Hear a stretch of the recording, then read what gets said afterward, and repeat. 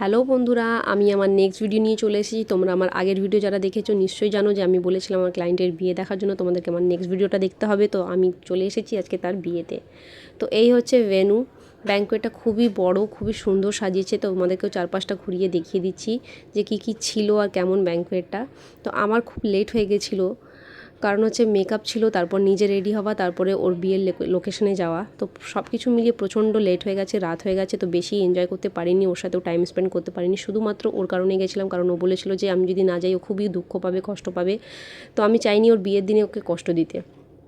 আর তোমরাই বলো যে আমাকে এতটা সম্মান দিয়েছে, যে একদিনে দেখাতে আমার সাথে বন্ধুত্ব করেছে, তাকে তার বিয়ের দিনে এতটা কষ্ট দেওয়া বা তার বন্ধুত্বের মানটা না রাখা।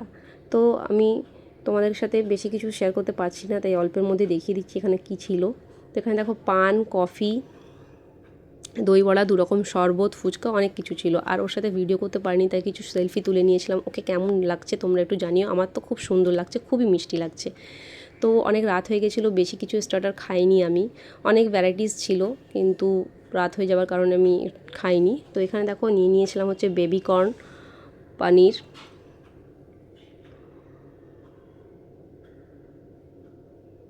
আর এখানে একটু ট্রাই করেছিলাম হচ্ছে দই বড়া। দুরকম শরবত ছিল, স্ট্রবেরি ফ্লেভার আর কেশর বাদাম। তো আমি স্ট্রবেরি ফ্লেভার ভালোবাসি না, তাই একটু কেশর বাদাম শরবতটা খেয়েছি। তো চলো এবার মেন কোর্সে যাওয়া যাক।